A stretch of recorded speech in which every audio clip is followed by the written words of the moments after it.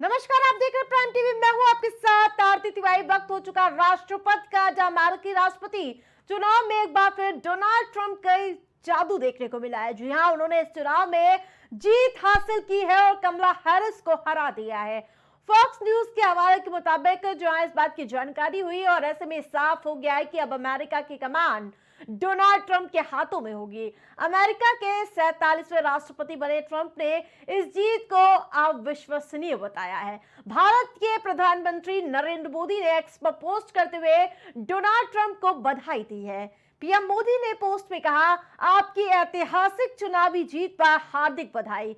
मेरे दोस्त Donald Trump, जैसा कि आप पहले पिछले कार्यकाल की सफलताओं को आगे बढ़ा रहे थे, मैं भारत अमेरिका व्यापक वैश्विक और रणनीतिक साझेदारी को और मजबूत करने के लिए हमारे सहयोग की नवीनीकृत करने के लिए उत्सुक हूं। आइए मिलकर अपने लोगों की भलाई के लिए और वैश्विक शांति, स्थिरता और समृद्धि को बढ़ावा देने के लिए एक साथ काम करें।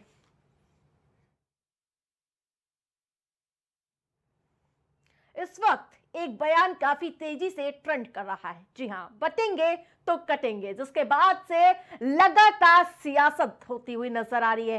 एक बार पोस्टर बोर्ड देखने को मिलता है तो दूसरी ओर बयान के तीर लगातार छोड़े जाते हैं। झारखंड में एक बार फिर सीएम योगी आदित्यनाथ ने बड़ा बयान देते हुए कहा कि एक रहेंगे तो अपनी ताकत का एहसास कराते रहेंगे, जिस पर अखिलेश यादव ने पलटवार करते हुए बीजेपी को अंग्रेजों के वचनवंशी बताया। देखिए हमारी खास रिपोर्ट।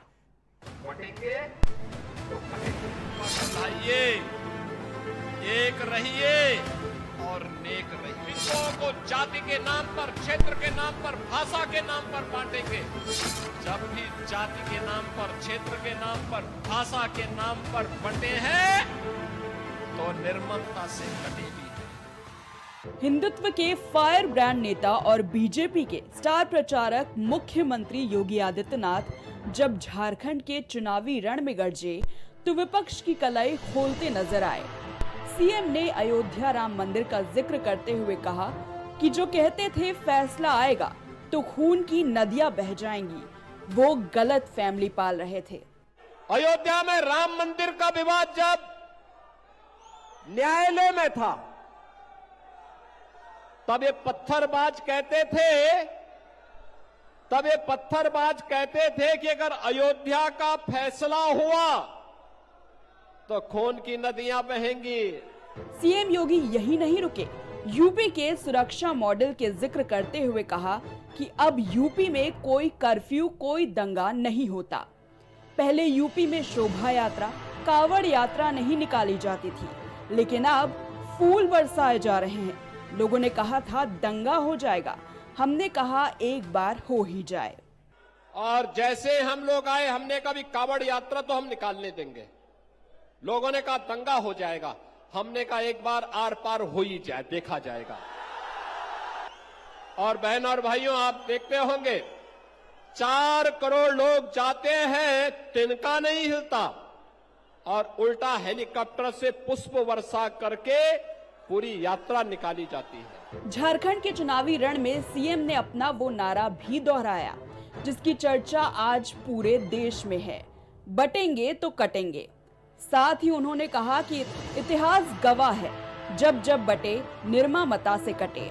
लेकिन अखिलेश यादव का कहना है कि इन नारों का कोई असर चुनाव पर नहीं पड़ेगा। बहनों और भाइयों, राष्ट्र से बढ़कर के कुछ नहीं हो सकता, कुछ नहीं हो सकता। और राष्ट्र तब सशक्त होगा जब हम एक रहेंगे, नेक रहेंगे, तभी नेक रहेंगे। बटेंगे तो कटेंगे। आप देख रहे हैं ना, बांग्लादेश में देख रहे हो ना, तो वो गलतियां यहां नहीं होनी चाहिए। झारखंड के चुनावी प्रचार के दौरान सीएम योगी ने चुन चुन कर विपक्ष पर हमले किए। कांग्रेस, आरजेडी, जेएमएम को निशाने पर लिया और लोगों से बीजेपी की सरकार बनाने की अपील की। भाजपा को लाइए, एक रहिए और नेक रहिए। बंटिए मत जातियों में। ये जाति के नाम पर बांटने वाले लोग वही हैं जो लोग आपके नाम पर, आपके के नाम पर आपको जाति के नाम पर बांटेंगे, क्षेत्र के नाम पर बांटेंगे, भाषा के नाम पर बांटेंगे। और जब आपके ऊपर संकट आएगा, ये कोई आपके सामने नहीं खड़ा होगा, कोई भी आपके साथ खड़ा नहीं होगा। यही कांग्रेस करती आई है लगातार 1947 से। यही कांग्रेस ने देश को जख्म दिए, यही आरजेडी ने। आप देख लीजिए 50 पायदान हैं, वो अधिकारी कितने निराश हैं, कितना मनी मन दुखी हैं कि उन्हें मौका नहीं मिला काम करने का। कितने आईपीएस होंगे जिन्हें मौका नहीं मिला, और अपने खासम खास और अपने पक्के को बैठाने के लिए, इसलिए कि जिससे कि बेईमानी की जा सके, जिससे अन्याय किया जा सके, जिससे कानून की धज्जियां उड़ाई जा सके, इसलिए सरकार अपना ऐसा फैसला कराना चाहती है, नियम बनाना चाहती है कि उन्हीं के कोई न कोई बैठ जाए। बटेंगे तो बताइए। इसी के साथ ही झारखंड चुनाव में सीएम योगी आदित्यनाथ ने विपक्ष पर जमकर निशाना साधा।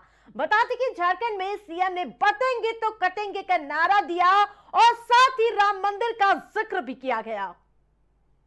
बांटिए मत जातियों में, ये जाति के नाम पर बांटने वाले लोग वही हैं जो लोग आपके नाम पर आपको जाति के नाम पर बांटेंगे, क्षेत्र के नाम पर बांटेंगे, भाषा के नाम पर बांटेंगे।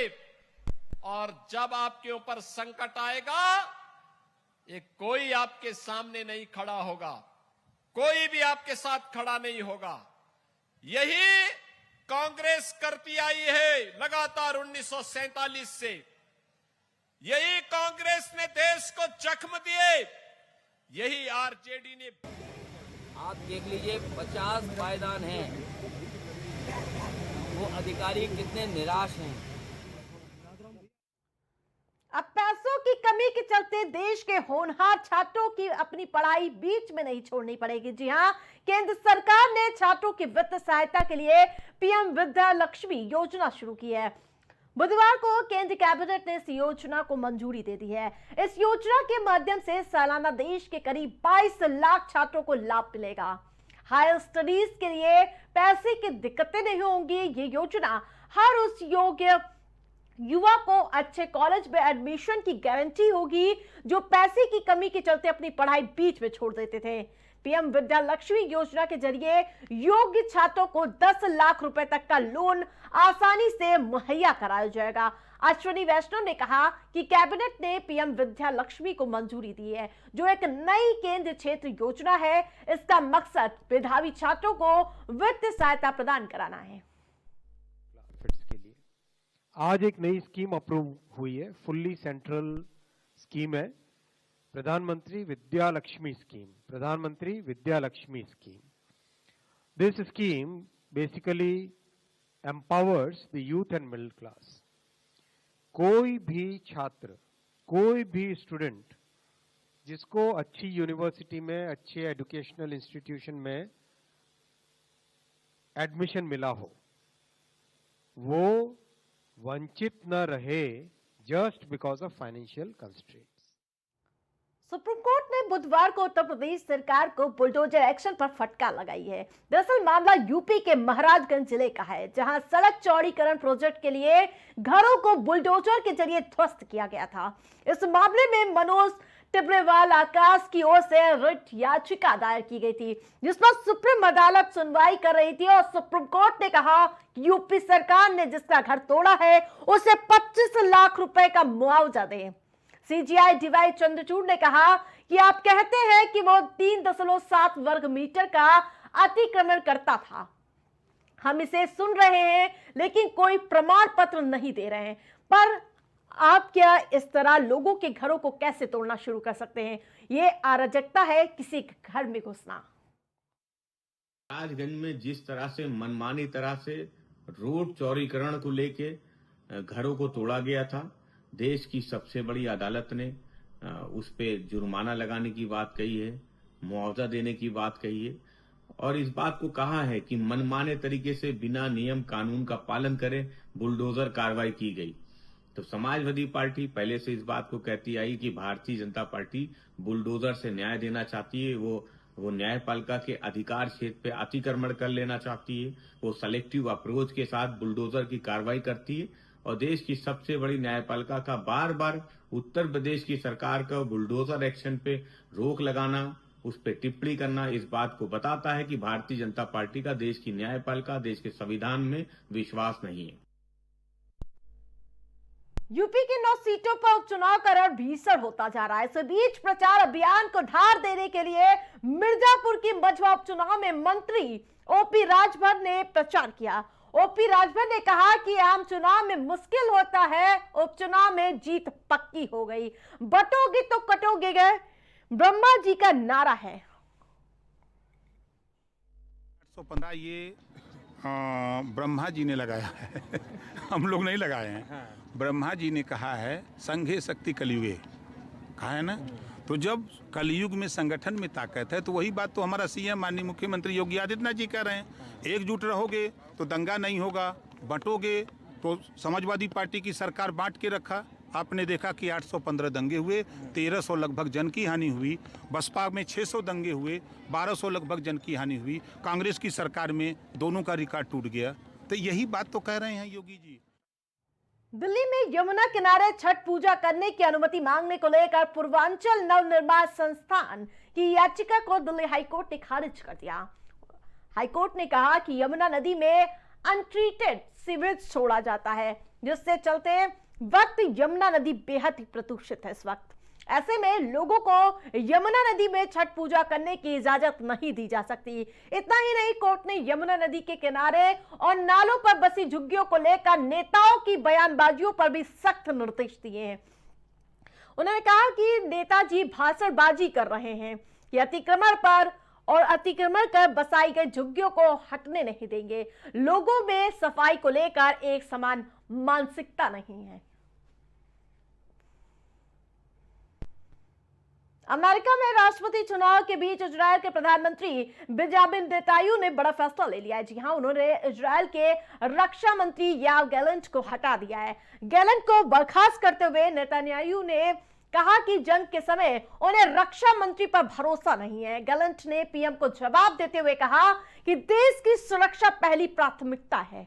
गाजा में जारी युद्ध के दौरान नेतन्याहू और गैलेंट के बीच कई बार मतभेद सामने आए और हालांकि नेतन्याहू ने उन्हें बर्खास्त करने से परहेज किया।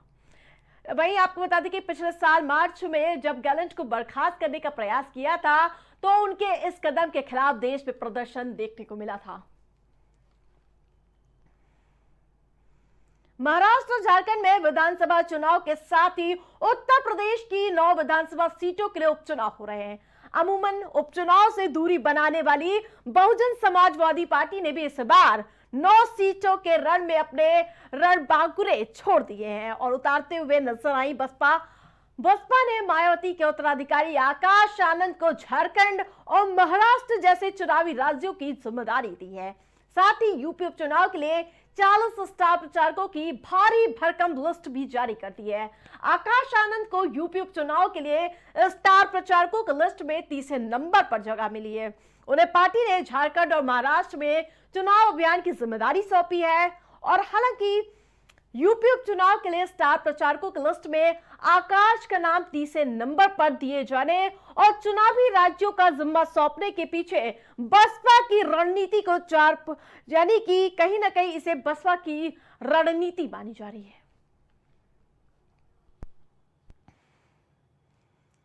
यूपी में वायु गुणवत्ता सुधारने के उद्देश्य से एक नई पहल Uttar Pradesh clean air management परियोजना की शुरुआत की गई है। ये परियोजना साल 2024-25 से 29-30 तक चलेगी। योगी सरकार की ये पहल राज्य को प्रदूषण मुक्त बनाने के लिए देश में एक महत्वपूर्ण कदम होगी। योगी सरकार इसके लिए बाकायदा Uttar Pradesh clean air management प्राधिकरण का गठन करने जा रही है, जो विभिन्न विभागों के समन्वय से वायु गुणवत्ता सुधारने के कार्यों में सुनिश्चित करेगा। योगी सरकार की इस परियोजना में विश्व बैंक से वित्तीय सहायता भी मिलेगी और आपको बता दें कि जो इसे सफलतापूर्वक लागू करने में सहायक सिद्ध होगी। तो जहां एक तरफ प्रदूषण का कहर देखने को मिल रहा है, उस बीच योगी सरकार प्रदूषण को रोकने के लिए कहीं ना कहीं पहल करती हुई नजर आ रही है। राष्ट्रपति मेरे साथ फिलहाल इतना ही। देखते रहिए प्राइम टीवी।